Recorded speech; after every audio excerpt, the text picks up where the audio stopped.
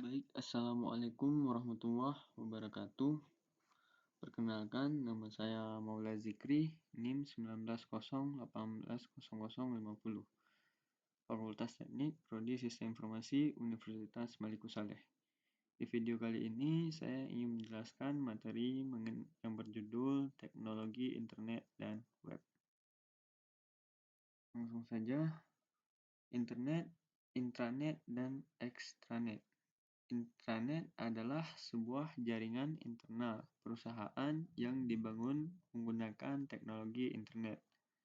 Arsitektur dari intranet berupa aplikasi web dan menggunakan protokol TCP atau IP.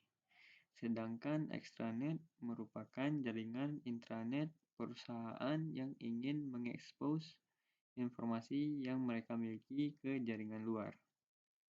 Internet atau Interconnected Network adalah sebuah sistem komunikasi global yang menghubungkan komputer-komputer dan jaringan-jaringan komputer di seluruh dunia. Selanjutnya, arsitektur internet.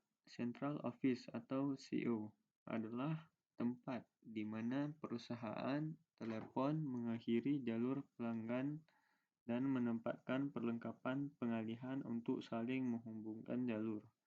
Consumer Primes Equipment atau CPA, perlengkapan telekomunikasi yang ditempatkan pada tempat pelanggan atau lokasi fisik, bukan di tempat provider ataupun di antara keduanya. Perusahaan telepon, modem, kotak TV, kabel, dan perut jalur pelanggan digital atau digital subscriber line merupakan contoh-contohnya. Lalu selanjutnya Internet Service Provider atau ISP, perusahaan yang menyediakan perusahaan lainnya atau individu dengan akses atau kehadiran internet.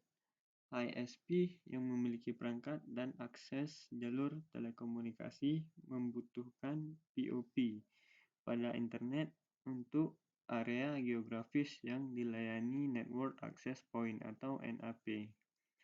NAP menyediakan fasilitas pengalihan yang besar yang melayani publik secara umum.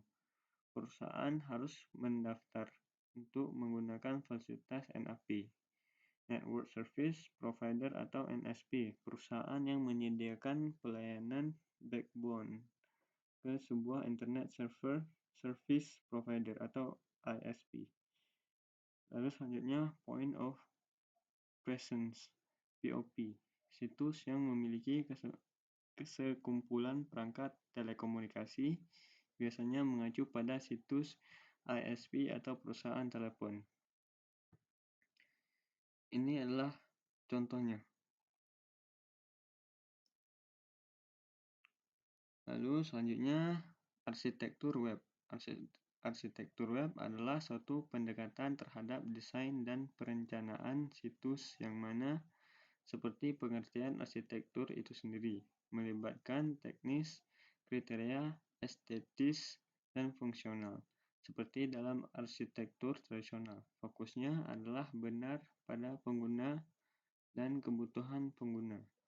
Website arsitektur akan datang dalam ruang lingkup estetika dan teori kritis, dan kecenderungan ini dapat mempercepat dengan munculnya web semantik dan web 2.0.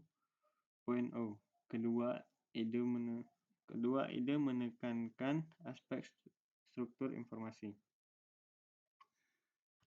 Ini contoh arsitektur aplikasi web umum. Dari menggunakan laptop atau komputer klien menghubungkan ke internet lalu ke server. Selanjutnya, teknologi pendukung web. Pada dasarnya, web service terdiri dari 4 teknologi pendukung seperti berikut. SOAP atau Simple Object Access Protocol adalah standar untuk bertukar pesan-pesan berbasis XML melalui jaringan komputer atau sebuah jalan atau program yang berjalan pada suatu sistem operasi untuk berkomunikasi dengan program pada OS yang sama maupun berbeda dengan menggunakan HTTP dan XML sebagai mekanisme untuk pertukaran data. Lalu yang kedua ada Representation State Transfer atau REST.